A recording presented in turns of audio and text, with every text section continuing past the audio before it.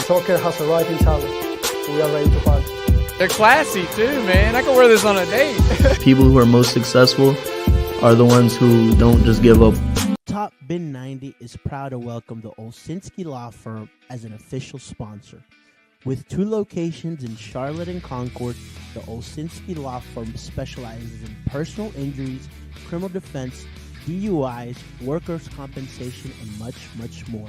With over 12 years practicing law, the Olszynski Law Firm makes it a priority to treat each client with the focused and dedicated representation that they need. For a free consultation in English or in Spanish, give them a call today. Hi, my name is Justin Olszynski, managing partner of the Olszynski Law Firm, inaugural season ticket holder. Just here to let you know that our law firm, the Olszynski Law Firm, has you covered. We cover criminal law, family law, workers' compensation, personal injury. We're here to support you in your time of need. Give us a call. Give us Charlotte FCs, the CLT, a tried and true, the black and blue. We are in playoffs, boys. What can I say? Super excited. You know, we had a very interesting show last week where we talked about all the scenarios. It was a little bit of gloomy after Wednesday, I'm not going to lie, right? With the news that Messi was going to play, with, you know, Charlotte not being able to pull out a win, you know. But the boys pulled through. And I got to say, one of my favorite nights at the bank happened this Saturday, 66,000 people. Who could have predicted this at the beginning of the season? What was standing in between Charlotte FC and a playoff spot was the GOAT, the pending 8 Ballon d'Or winner, right? Standing in our way.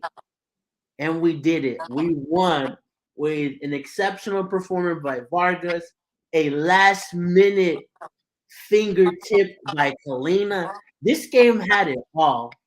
David, talk to us. Ecstatic, man. High confidence going into this game against the Red Bulls, but also we're knowing it's not an easy task at hand. But like you said, one of my favorite nights at the bank, from the tailgate, the march to the stadium, the people brought the energy, the team brought the energy against the GOAT. You know how we do, baby. That's what Charlotte FC is all about. It's gonna be 8. Yes, sir. Yes, sir. And Voss, you were 2 minutes away, bro, from not being on this show. You know, the Red Bulls miraculously pull out a win, and they are hosting that play-in game. I was excited to be back at the bank this Wednesday. The Red Bulls said no. Oh, man, leaving it late will be the understatement of the year, man. 94th minute drawing of a penalty and the 95th minute scoring of it is just – it was squeaky bum time, you know, as soon as it went in. You knew that it was – even though it was like a few minutes left, it was just going to be a tough task to just try to close out that game. But, man, the 14-year playoff streak continues, longest-running playoff streak in all of North American sports. And, man, it just feels fitting. I never lost faith, bro. I never lost faith. Even as those moments were dying down, I'm like, man, I've seen this team make it in Nashville 2 years ago. They could do it again. And it happened. It did. So it should be a very interesting matchup. We'll get into that here in a little bit in terms of Red Bulls and Charlotte FC. But I want to specifically focus first on this match at the bank.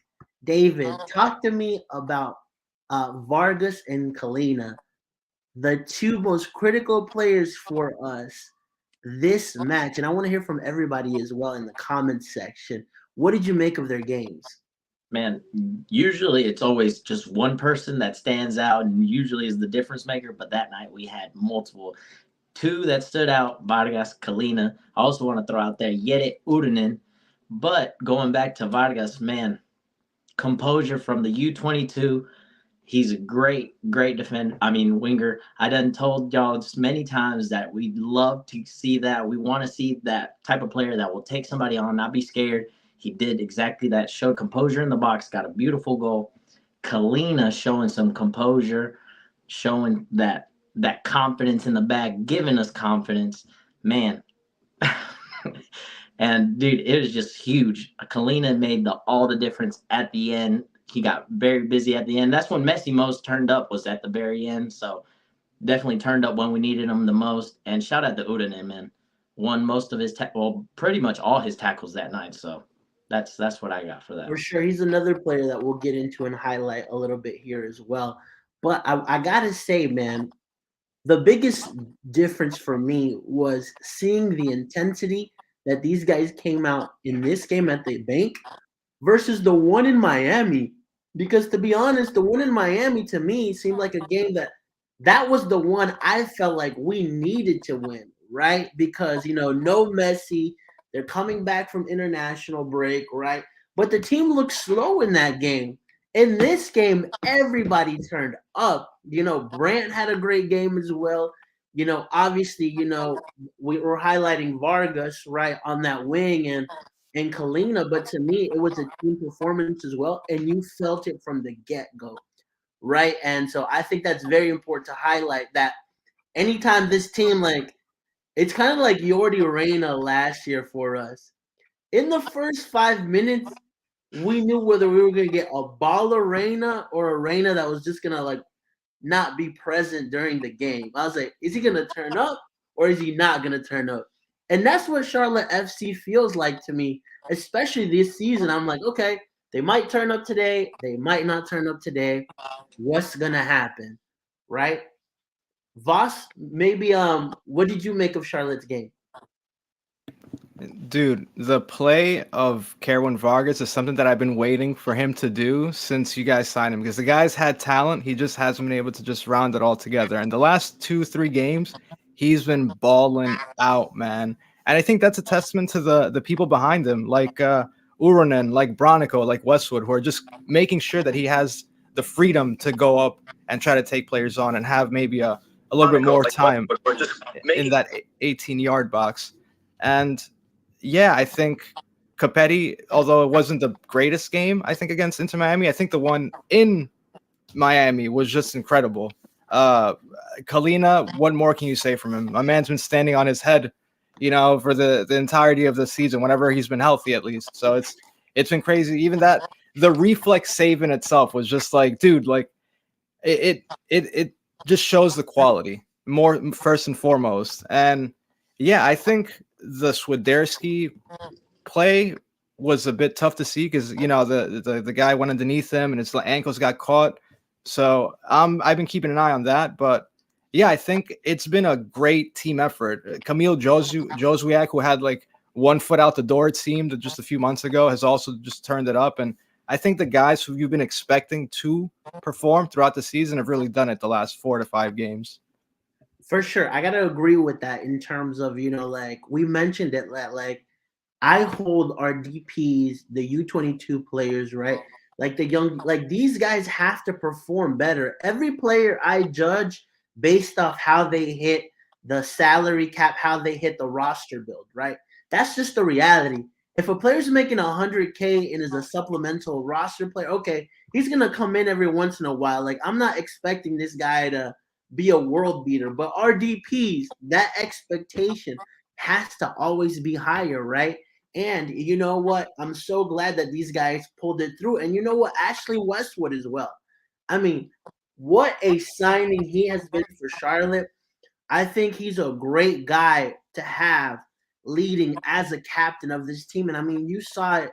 I mean, one of the most special moments, Voss, I'm not sure if you saw this or not, but he actually brought Anton Walk's daughter with him to walk out. And you know what? That was such a special moment, given the season that, it's crazy to say, but they lost a teammate. They lost somebody in that locker room just a few months ago, right? And just to see that, it's a very emotional thing. David, what did you make of that? That's very special, right? It's very if you knew what was going on, it's very touching for you. You see it and you're like, wow, it's something that touches you deep. You're like, wow, what a role model Ashley Westwood is. It shows what kind of character he brought to the team, what kind of stability he brings, and really just brought the team into unison. It's really great to see, to be honest. Yeah, for sure. And I mean, like, it was our saying this season has been Charlotte is gonna Charlotte, right? And Charlotte did not Charlotte because that Campana header could have just killed everything, and it would have been pure Charlotte last minute giving away the win, right? 25 points lost this season from leading positions, right? I mean, from the beginning of the season, I said this team needs to be between 5th and 8th. It finished 9th. Not exactly what I wanted, but you know what? The beauty and what you said, Voss, right? Like, if you turn up at the right time in MLS, that's what's important. That's really what's gonna dictate whether you win or not. You know what I'm saying? Oh, 100%. And of course, I want to just add on to the Westwood part, because I did see not only the moment that it happened, but the post afterwards as well, that he had that he shouted out, that her father was looking down on them that night. And it shows the true leadership qualities of Ashley, and just how the team has been able to unite under such a tough moment. And of course, just have to give him a shout out for that one. And yeah, you have to just get hot in MLS at the right time. I think the Sounders were the kings of that the last few years. That they can have an kind of season, but Brian Schmetzer always had them right at the last few games before a playoff, going on like a 9-game unbeaten run and then winning it all or making a final at least. So yeah, I think that's just a testament to the system of Major League Soccer when it comes to the playoffs. Because anywhere else in the world, you see the kind of seasons that our teams have had, and it's like what is there to expect, But you throw in playoffs,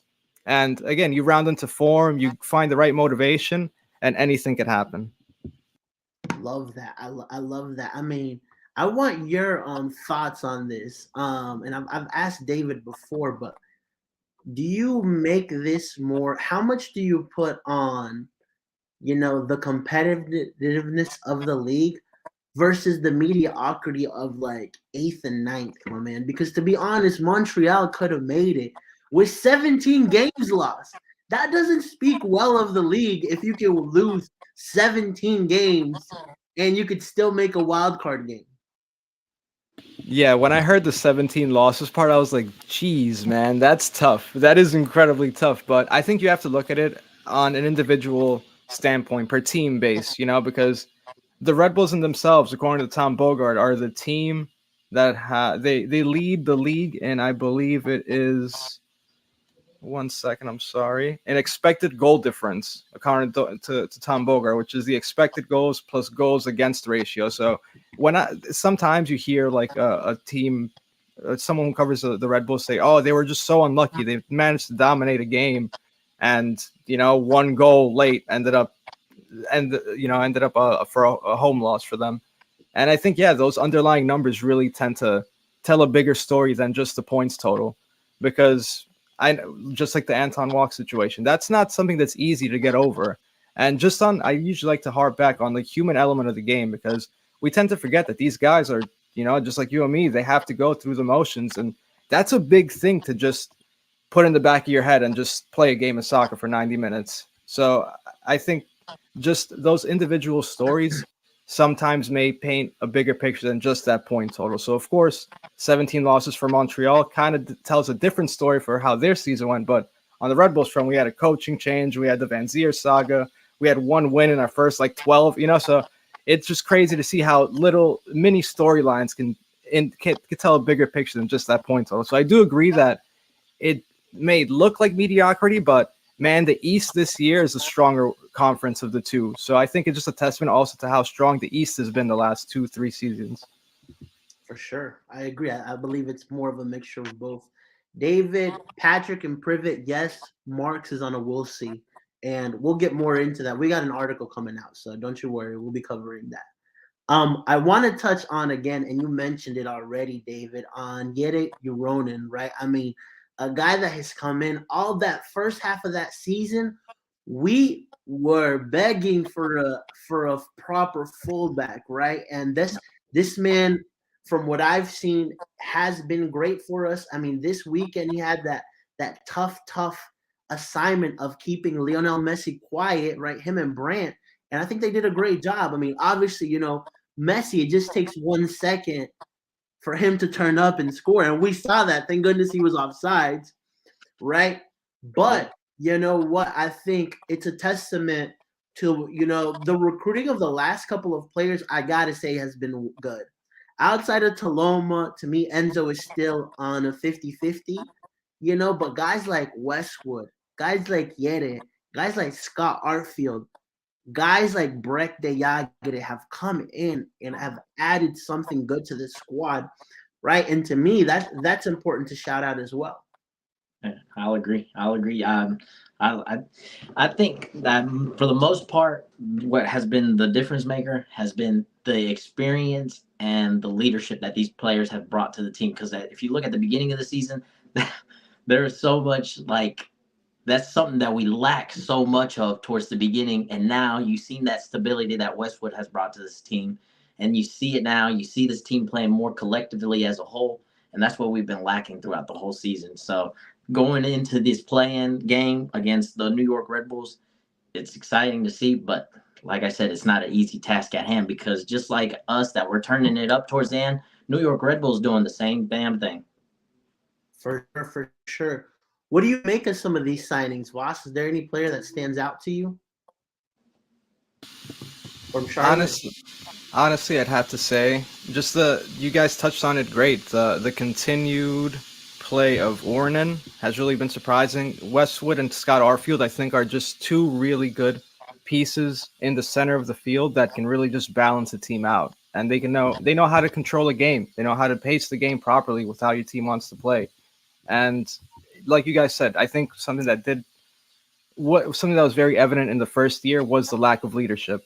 And someone like a Westwood has done really well to just really just have someone that you could look to as a young team around him that just gives you confidence that even with being a goal down, he could come up with a free kick and score, or he can motivate you at a halftime team talk to try to get the best out of you. So I think that the Arfield and Westwood signings, more than anything, to just stabilize that middle of the park have been the most important ones. For sure. Talk to us a little bit, Voss, of what you make so far of Red Bull season. What do you make of it? They finished 8th. You touched on it a little bit. 1 win in the first 10, 12 games. What has surprised you recently about New York? It's honestly a tale of two halves, you could say. It's a tale of two seasons, I should say. I apologize. And you can tell that, not that the team wasn't motivated under Gerhard, but you saw as that losing streak, or that winless streak, I should say, got bigger and bigger. The team he was losing the locker room. Players weren't playing for him anymore.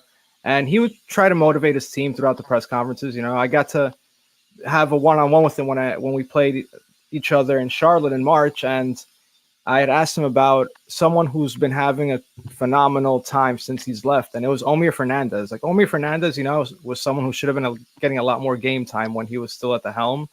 And you've seen a few guys that Troy has put his trust in, and they've delivered. And that's the main thing that he's been able to do. And it's changed the culture within the locker room and the feeling around this team.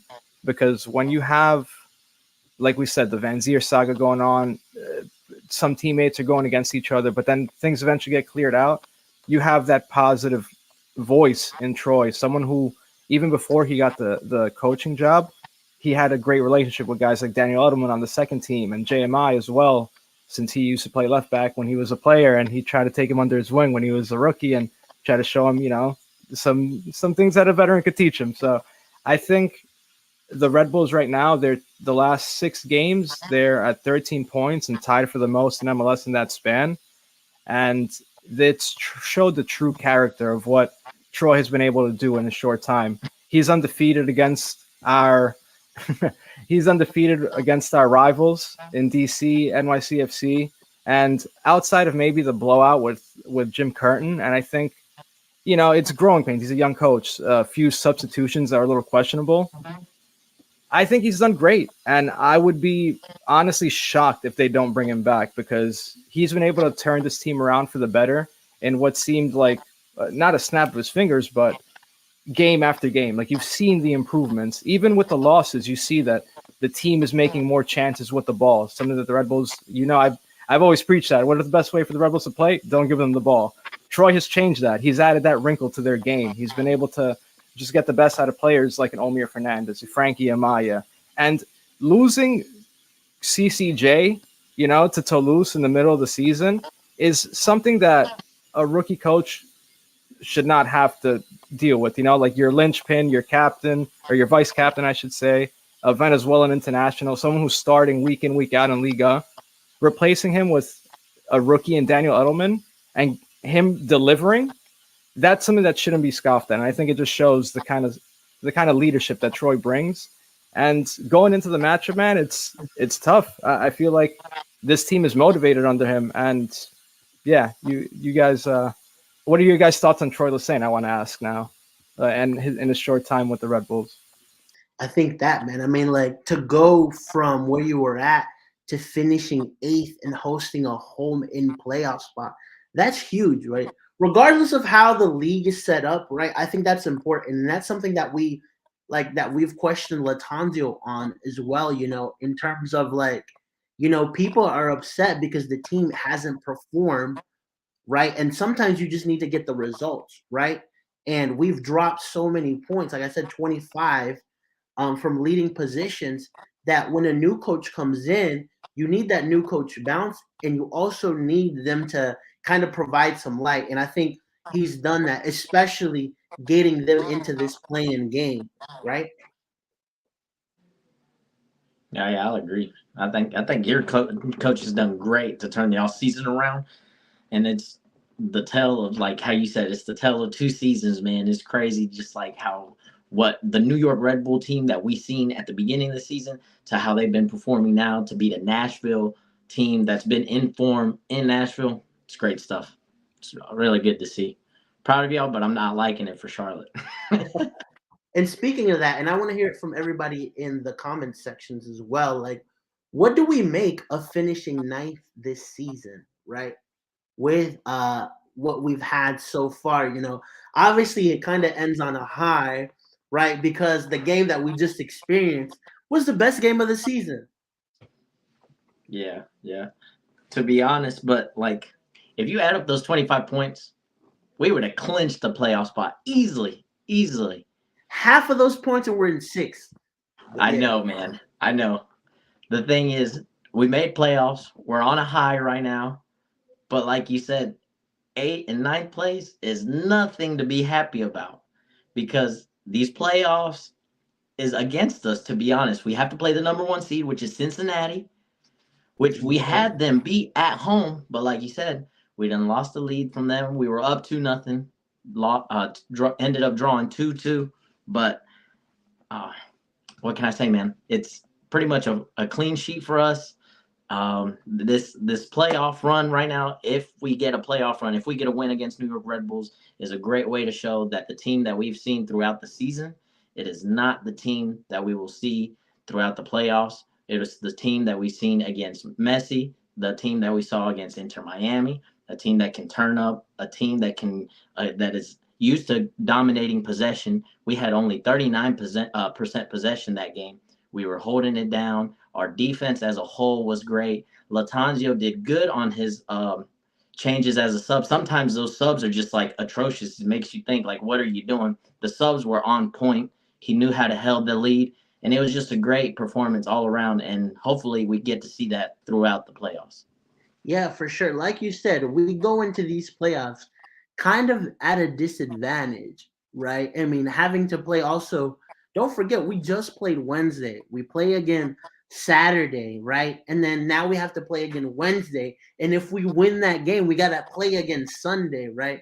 So Charlotte isn't starting off, so hot. But the important thing is, to me, is, okay, let's see what the team actually does, right, against this adversity, kind of, right? I mean, we haven't won also in New York, right? We haven't won against Red Bulls.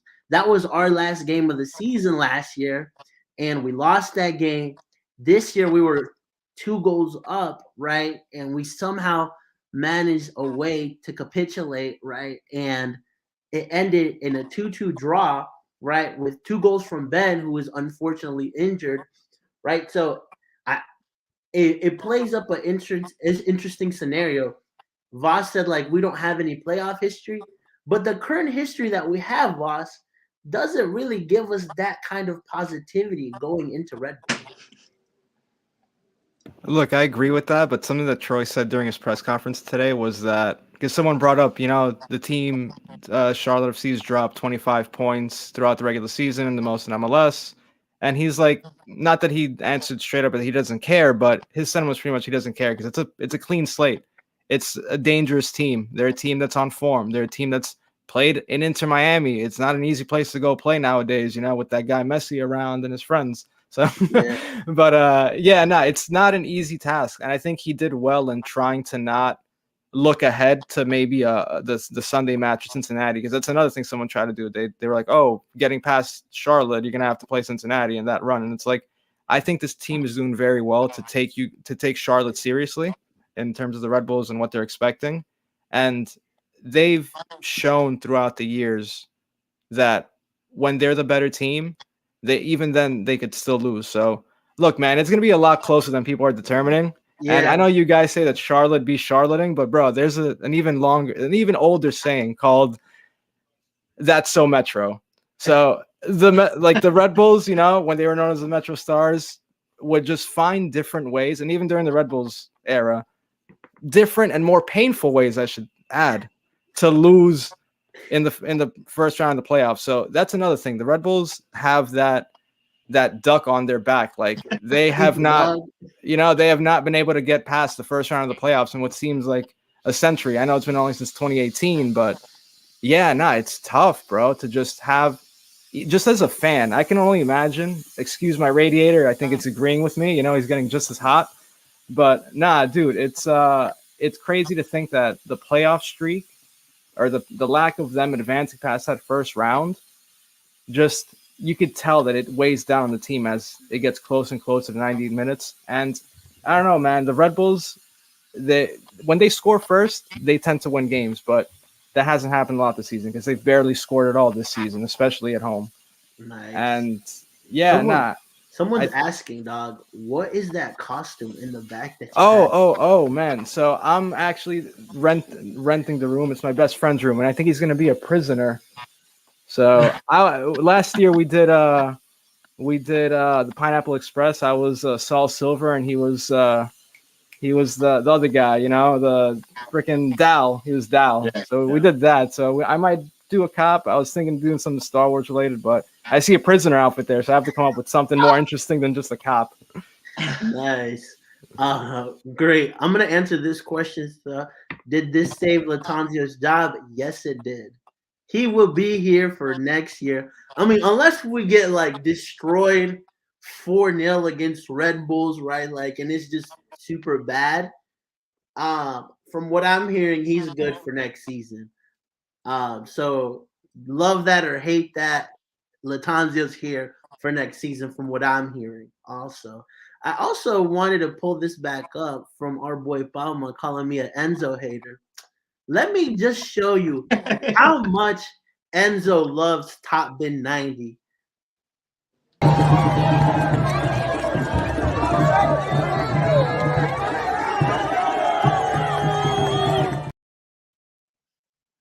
That man saw me recording him and just turned to the side. That lets you know what he thinks of us. By the way, boss, you don't know this, but he has us blocked. No way. So that man, as soon as he saw me with the camera pointing at him, he said, a quick nope. I'm like, dog, like, be happy. Y'all are winning. It's because you don't get your haircut from the same barber, dog. Oh, man. All right, let's get into the game here in New York or in New Jersey, where you guys currently play, right? New Jersey. Talk to me about some of the keys that you're going to see in this game, Voss, for Red Bulls. For Red Bull, man, they're gonna have to be more dynamic and create more chances in transition because, of course, the Red Bulls like to play, without the ball. A lot of the times, the Red Bulls' ethos is just try to press and force turnovers. But again, with what Troy has been able to do and add that extra little wrinkle, like I said, to the attack, I think he did well in saying that it should be more of what the team did against Nashville. They had to weather the storm a little bit early on, but that's expected away from home. But they came out and took the game to them, just like they did against Cincinnati, just like they did against DC United. And those are games that, myself included, I was not expecting the Red Bulls to perform in. But much like the Red Bulls tend to do, it's right when you count them out, right when their backs are against the walls and they need to deliver. The young team has done it, and I'm happy to say that they've proved me wrong when it came to those fronts. But the key to this Red Bulls team is come out strong. The Charlotte FCs played 3 matches in the last 8 days, and I think during the matchup earlier in June or May, I believe, when Ben Bender had that brace, you guys came out strong. You came out punches in the face, and we had to figure out how to make that comeback. So I honestly think the Red Bulls are going to have to take the game to you guys early, because when they score first, they're 10-2-2 on the season. When they concede first, they're 1-11-5. And a lot of people are expecting it to just be like a shell Charlotte team to try to take it to maybe a playoffs, riding the hot streak of Kalina. I've heard a few of the journalists try to talk about that. But nah, man, I think the Red Bulls, if they want to have success, they have to come out strong and get a goal in those first 20 minutes. If they do that, the game is going to be in their hands. And Troy, I think, outside, like I said, of a substitution or two, tends to manage games well with when he has the lead. So I think expecting another big game from Luquinhas, who's been hot. He has 2 goals and 2 assists in his last 5 games. So him drawing the penalty in the last minute is just, a lot of people will say that he flops. He's like he tends to fall down a little too easy from time to time. And I have to agree. Sometimes it looks like a gust of wind just blew past him, and you could hear the scream through the Apple TV broadcast. And I'm like, come on, bro. Then that stops, him from getting a foul later on in the game. It actually was a foul, or not getting a card for the player when it's a foul. So I think him being hot, riding that hot streak, and I think he's going to be going up against the left back, because they tend to switch him from the left and the right side depending on who's healthy. So if Omir's healthy, I can see Luki on the left. But yeah, just scoring first. Our goalkeeper as well, Carlos Coronel, has been just as hot, I think, as Kalina. He's been playing for the Paraguay national team, getting shutouts on the international stage during World Cup qualifiers. And I think I was a big critic of him early on in the season, because our defense was holding strong. And whenever he was called upon, he'd fumble the bag, man. Like, it would be an easy save or a boneheaded decision, like coming out of his line too often, that would lead to us dropping points. But he's been able to round out his game the last 5 to 10 games, and he's won a man of the match performance or 2 during this span. So the continued performances of Carlos Coronel are going to be very important, but scoring first for the Red Bulls, and don't concede, man. I know it sounds like the simplest thing ever, right? Like, don't keep the focus for the full 90 minutes. It's something that Troy was preaching up until only, I think, the DC game, that he didn't see a full 90-minute performance from his squad. So you guys dropping points, of course, late in games was something to feel bad about, but also being in positions that you're dominating games in the Red Bulls, and then dropping a 1-0 result against Chicago, is just something that the team has in them still. So they have to be wary of that. For sure. And I mean, I think a critical game for Charlotte, right, was, to me, that Chicago game. That one really determined our chances to make playoffs. We saw it, right? And I think the second one was that Miami one at home, where they were able to get it over the line. But that gives me something recent to hold on to, say that these guys can go anywhere. Like, our problem has been, we don't know what Charlotte's going to turn up, Is it going to be a good Charlotte that can compete against anyone in MLS and beat LAFC, the current champions? Or is it a team that's just going to fumble against, one of the worst teams in MLS, right? So it's been such a topsy-turvy season. And kind of like you were mentioning, we've had that happen with multiple players where, like, they just make boneheaded moves, and we're like, bro, another 2 points drop, another loss, and so it should be interesting, right? Hopefully, like you mentioned, I really like that like we don't really have history in playoffs. So maybe we can write a history that like, yo, Charlotte can be, unlike our coach says, we can be a Real Madrid of playoffs, right? I think Brian made a good point saying that we're a good tournament team. And we've seen that. We went pretty far in the Open Cup, and we went pretty far in the Leagues Cup as well, right? So this to me now, playoffs feels like a whole different tournament, and we're coming in at a hot moment, right? David, what would you say would be some of your keys heading into New York? For me, well, for Charlotte, it would be definitely like being able to hold on to the ball and like how I know how cliche it sounds, but like how Boss said, not concede a goal, man. The Red Bulls play a very, very high press. And I feel like Charlotte did really, really good against Inter Miami that does the kind of like a similar game style that the Red Bulls does. We've seen that the Campana goal offside, Messi goal offside. I think the back line did really good on playing that offsides trap. I feel like if we continue to do that, we see that from the back line, we'll get a result. And also, if Swiderski is injured, this is probably like one of the times for Copetti to shine on our set pieces. Corner kicks, free kicks, that man needs to be making his statement in the box. Yeah, I was going to mention him, right? A team like the Red Bulls that can be very scrappy is the perfect time to have a guy like Enzo Copetti, who can't even look at me, right? In these types of matches, right? Where we need that aggressiveness. We need that type of player up top, especially for a team like the Red Bulls that we're playing against. And I think that intensity is going to be very, very important from this Charlotte FC squad, right? And I also think that in the last couple of weeks, we've seen the hottest version of Swiderski again. And we're going to need that again, especially for a game like this. This is a guy that has 15 goals for us in all comps, 8 assists, right? That's a really, really good return for a DP who's been playing the 9, the 10, right wing, right? Who's been heading off to international tournaments, coming back, getting put in, right? And like you mentioned earlier, Voss, like we need our important players to step up. And I think this provides a great opportunity. For sure. Yeah, I totally agree on that, man. Especially like with, I think the question mark of Swiderski's health is going to be the most important thing to keep an eye on because he can turn up, man, and he's a streaky player. I remember from his time in Greece during his PAOK days. If he gets on a good goal scoring run and if he gets hot, he's a hard player to just keep quiet. So it's just going to be interesting to see if he actually makes the squad. For sure. I want to talk about you guys having Voss home field advantage, but it's not really home field advantage.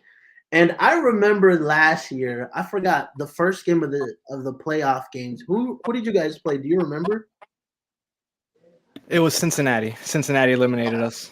And that stadium was what? 8 to 4K? Yeah, not even. It was really, really barren. It was like they only had 2-3 days to set up for it. It was like in the middle of the week, if I'm not mistaken. And yeah, that's another key that I forgot to mention on the Red Bulls front. We saw what the team plays like when that stadium is packed. Against Toronto, it was over 15K, 20K fans, and the team really can rally behind that atmosphere. And all you need is 15 to 10K. You don't even have to fill out that stadium to really feel that atmosphere because of how it's been built with the roof and everything. So yeah, I think that's going to be a thing to keep an eye on because Wednesday night, I know there's also high school soccer playoffs going on in the area. Whoa. So the high school playoffs is competing with New York Red Bulls playoff against Charlotte.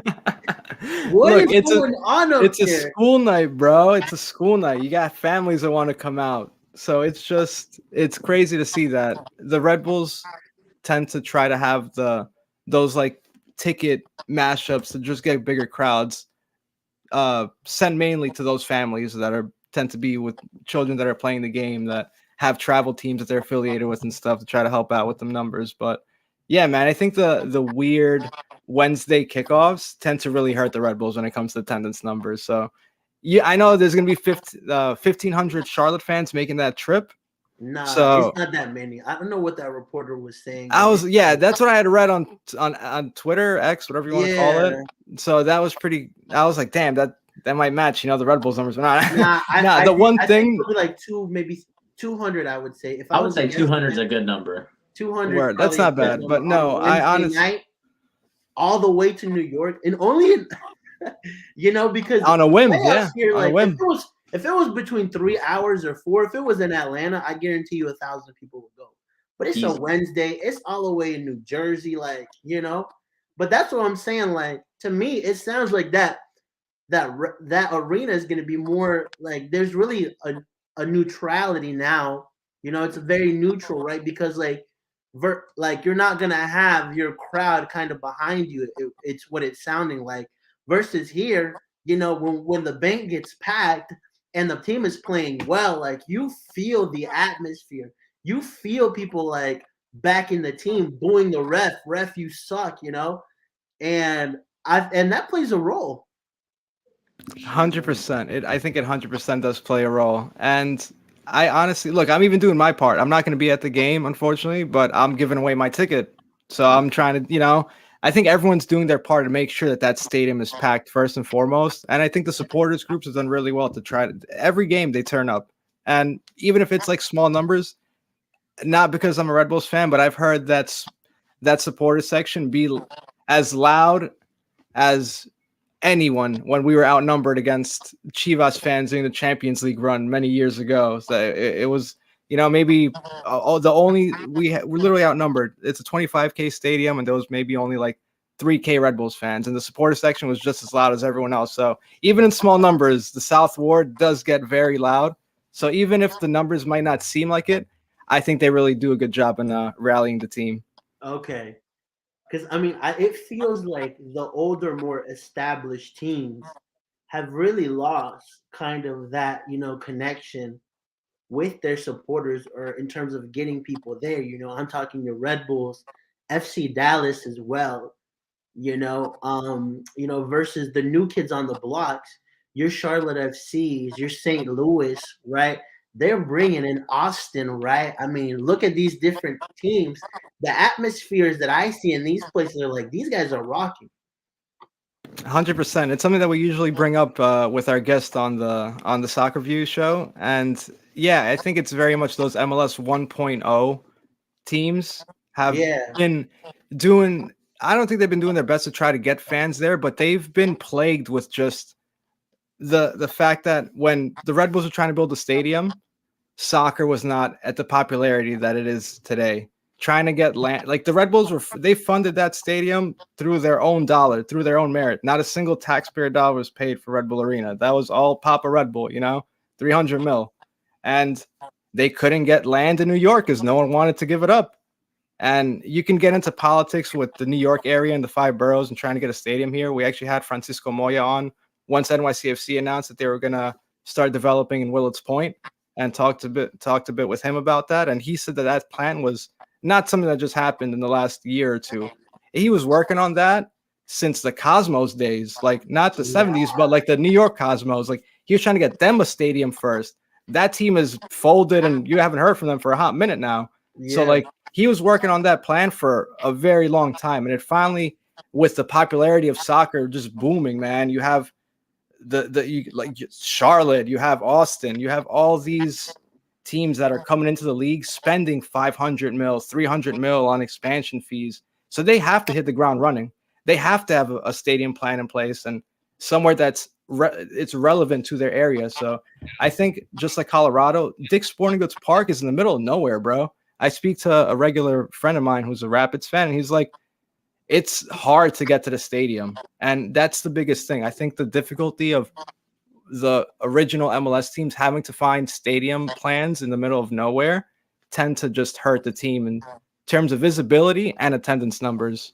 So I think that I was gonna ask you, how far would you say like the bases of the Red Bull fan base? We've talked about this before, versus where the stadium is located. Because I know for you, it takes a hot minute just to get to the stadium.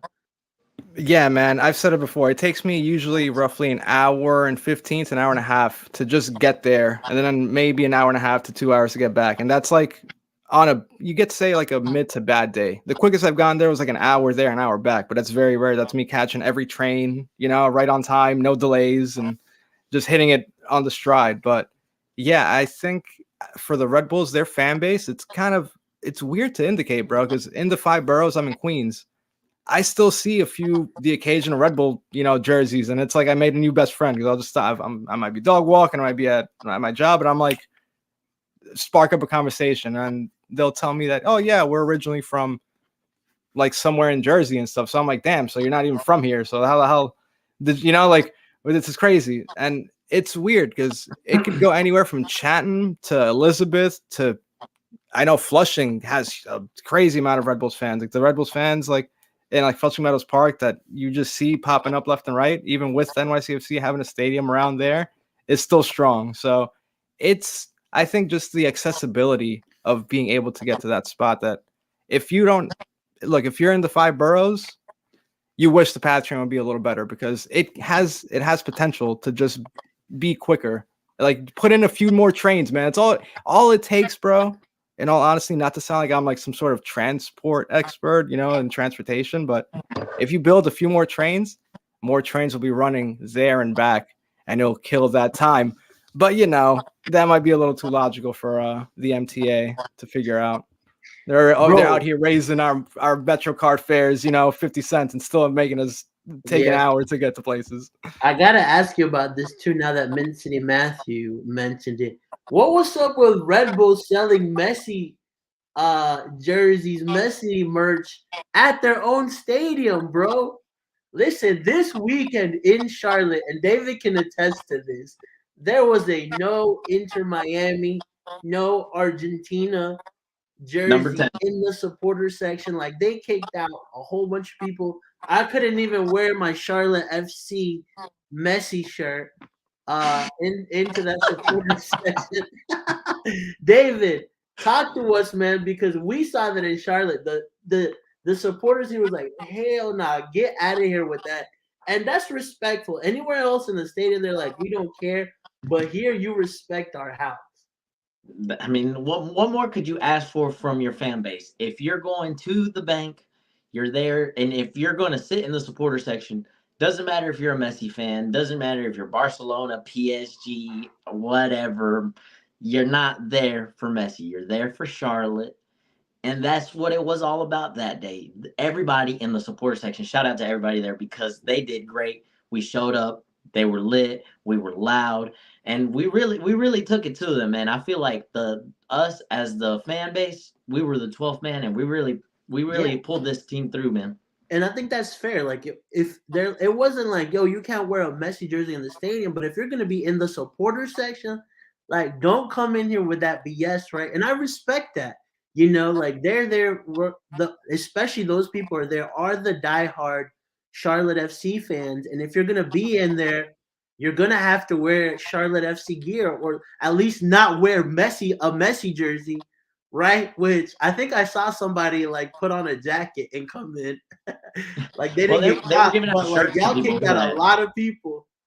They were giving out the shirts to people who like had like Miami or Barcelona or stuff like that. They were giving out like the shirts from last year when it was fan appreciation night. They were giving them those shirts. So shout out to security for definitely doing that. Nice. Versus Red Bulls, Voss is out here selling Messi gear. What's up with that, dog? And listen, I'm the biggest Messi supporter, dog. Listen, if Messi has 1,000 fans, I'm one of them. If Messi has one fan, I am one of them. If Messi has no fans, I'm no longer here, dog.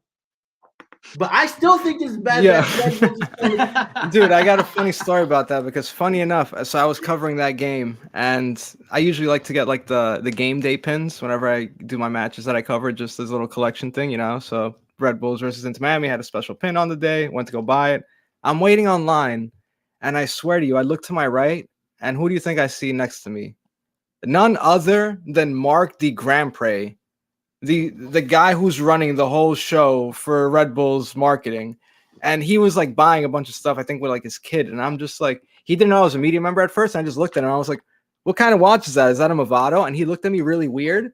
And he was about to like not answer. And then he saw like the press pass and just like went PR mode. I was like, oh, ha ha ha ha ha. No, just Voss, it is said some watch name. I hope you're enjoying the game. Like mad PR, bro. Like super fake.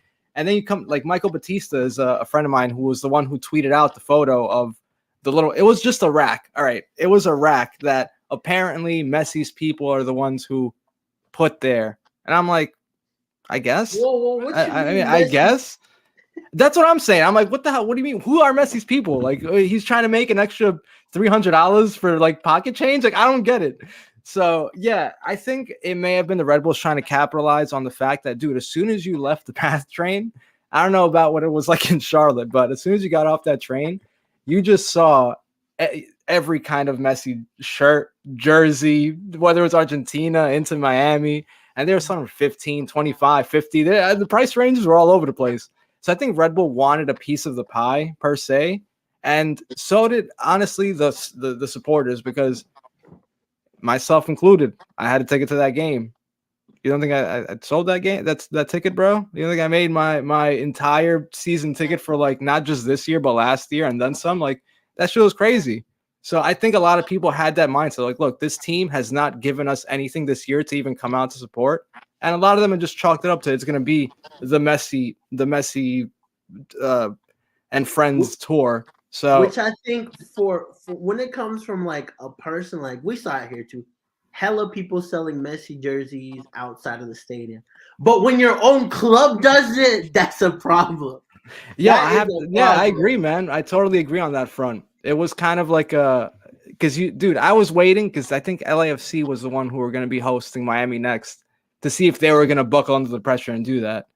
And sure as hell they didn't. So then I was like, yo, that's like such an egg in the face moment for the entire Red Bulls PR and their front office. Like, how the hell do you try to get away with that? Like, there's no excuse for it. Like, there legitimately is no excuse. Like, them saying that it was Messi's people, them saying they're trying to, capitalize on it, because it was, in fact, the highest attended match in Red Bull arena history. Surprise, surprise, by like 100 plus people. It was a profitable night for the entire front office, and it was shout out to the communications department for having to deal with like I think 400 plus 500 plus applications when they usually have to deal with like 85 to 120, you know what I mean? So I think that was I just got to give them props more than anything, but to the whole saga surrounding it, yeah, pretty disgusting, bro. As like, this is not me, like the journalist, this is like me, the Red Bull fan, it's like, and that's it sucked to see. Like, it genuinely sucked to see. As a fan, that would really annoy me, right? Like I come week in, week out for this team, and y'all out here selling Messi jerseys.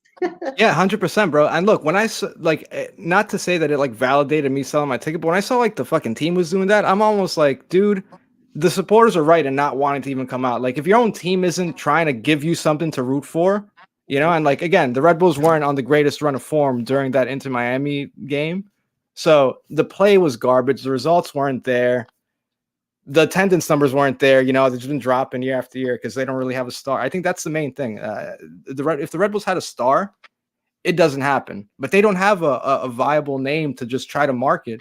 Like, look, we make jokes all the time. Like, yo, you mean Tom Barlow isn't putting butts in seats? Like, come on, But no, in all honesty, they don't have a superstar to just try to get people there. And New York is the kind of market that needs superstars. 100%. We saw what Thierry Henry did during his time here. Yep, just about to mention that. Yeah, we saw what Juan Pablo Angel, Rafa Marquez, for as big of a bust as he was, people went out to either love him or hate him, but they were going out to see him, And it's kind of funny because people also forget that a lot of the complaints have been like, oh, there's Messi jerseys in stadiums. How can we stop that? I'm like, bro, you don't remember when David Beckham came into the league and like everybody had a David Beckham Real Madrid or England jersey when you're like in Giant Stadium, or historically, I feel like it's something that's been blown a little bit out of proportion in terms of like, I think supporter sections, 100% don't allow don't allow a single jersey in your supporter section, 100%. But to have like criticism for maybe an away fan that's going to watch like Messi, like, dude, that's been happening since the league started. People have always gone out to see big names, and the Red Bulls not having one really hurts, man. That attendance number, and you see things happening like your team selling the other players' merch if you don't have it, because who else are they going to try to profit off of? Come on. I gotta say, this man Esteban is out here lying. I did not wear no damn Inter Miami jersey last year. Messi wasn't even on the team last year. So again, we see the lies, Esteban. We see through your lies. Anyway, I just have to mention that. How was I wearing an Inter Miami jersey when Messi wasn't even there? Anyways, who's going to be, Voss, your difference maker for the Red Bulls tomorrow? My difference maker, I think I touched on it before, is going to have to be between JMI making his 100th appearance in all competitions. He's been delivering. I think he's outplayed his position in this league. Like, he is way too good to be in Major League Soccer. That boy's got a future in Europe. So I think he's going to deliver. But I can't fail to mention Elias Manuel is our all-time leading goal scorer against you guys.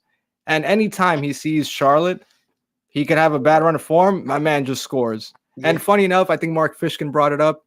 Anytime he plays a team with a C in front of him, whether it's Cincinnati, Chicago, or Charlotte, are the teams that he score on. So I think I asked Bartlett tomorrow then. Bartlett FC. Right? David, who's gonna be your difference maker tomorrow? And I want to hear from everybody in the comment section as well. Who is that player for Charlotte FC tomorrow? For me, it's whoever starts up top and Kalina. Kalina has to have a huge game as well. Just like what we saw against Inter Miami, we need that Kalina. We need that confidence from the back, because the confidence starts from the back, rises to the front. And whoever's up top, baby, needs to have that huge game. And hopefully it's Copetti, because like you said, we need that aggressiveness. We need somebody who can hold up play, somebody who can hold the ball up, let us transition up, because that's something that the New York Red Bulls will struggle with if we play our tactics right. That's my input for that right there. Nice. All right, we get a lot of Vargas right here. Zeely says Min City. Bill Taloma. Come on, guys. What the world? Bronico, I gotta say, I'm gonna go with the man who's been a difference maker most of the season, and that is, I'm banking on Karol freaking Swiderski. When we see the best Charlotte FC, we typically see the best Karol Swiderski. And tomorrow, I definitely think it's going to be him, right? Hopefully, we get that win. And with that said, let's do some score predictions, right? And I'll start off with you, David. What do you make of this game, or what will be your score? All right. So both teams are really high on confidence right now, but I feel like the Charlotte team has really done well to turn it around, and we're going to flip the script, and it's going to be the tale of two ends from last season. 2-0 Charlotte wins. Nice. Voss? Man, I can see it being a battle. Both teams, like David just said, they're very hot, going almost identical in form in terms of like winning the last 4 out of 5 and just barely making the playoffs. So I think it's going to be an incredibly tough matchup, but I can see the Red Bulls scoring first and just managing to just maybe hit a post or two, but not get that second goal, and just manage to advance 1-0. Nice. Awesome. And I definitely think that we are going to win this match. I see us that first half was a good indication of what Charlotte can do. The 2 Ben Bender goals that we had leading, right? And like you mentioned, right, I feel like Red Bulls has also given me Charlotte FC vibes. Like you said, Charlotte's going to Charlotte. Red Bull is going to, what is it? What did you call it? That's so Metro. Yeah, that's so Metro. And I think it won't be that so Raven, but it'll be that so Metro. And I definitely see us pulling a win tomorrow. And I'll be at the stadium, right? Given the fact that I feel like it won't be a hostile environment for Charlotte. I got to be honest, boss. I definitely think, right, that we'll pull it out. But at the same time, we never know what kind of Charlotte to expect. So it's more hope and belief. So versus actual facts. It's the beauty of the playoffs, bro. That's the beauty of it. That's true. That's Sure. true. And I'll go ahead and throw this one out there. Karol Swiderski starts tomorrow. So for everybody on the show today, you heard it here first. Anyways, David, where can we find you at? You can catch me at CLTFC Yeti Clan on Instagram and YouTube. We got a vlog dropping very soon of the Mexico game. If he sees me, that man will see. You gotta flip the script on and be like, oh. Bro, he literally saw me and the camera was like. Hey, I'm telling you, bro, it's because you don't get the haircut from the same barber, bro. You gotta get with it, like I said. But catch me at CLTFC Yeti Clan, Instagram, YouTube, vlog dropping soon. Appreciate you having on the show, boss. It was nice being on the show with you, bro. Nice talking to you. And yes, I said, Voss, where can we find you at, my man? You guys did a little rebranding, dog. You went MLS on us, dog. Yeah, no, we ended up doing a little rebrand. So you can find us now at Soccer View Radio on Instagram, Soccer View Radio on X, like a Twitter, whatever you want to call it. And if you want to just yell at me personally, I do Red Bull press conferences and post-match press conferences at Board Historian 94 on Twitter as well. And yeah, thank you guys for having me on. It's always a pleasure. I love the banter. David, it's always a pleasure. Jorge, it's always great to see you too, man. And yeah, it's my favorite show to jump on outside of the Soccer View Radio. I love that. And people here in Charlotte love you too, dog. So shout out to the people of Charlotte. Oh my God, it's my home. People they think that it's a joke, but like Charlotte is my home away from home, guys. Mad love to everyone there. The people are amazing. The fans are even more welcoming that a lot of people could expect. So shout out to you guys as well. That Southern hospitality, dog. That's right. As long as you don't go into the supporter section with the other team's jersey, you'll be all right. With that said, guys, have a good night. Hopefully, from our end, from the Charlotte end, we have a great night tomorrow. Thank you, guys. Enjoy your night. Yeah.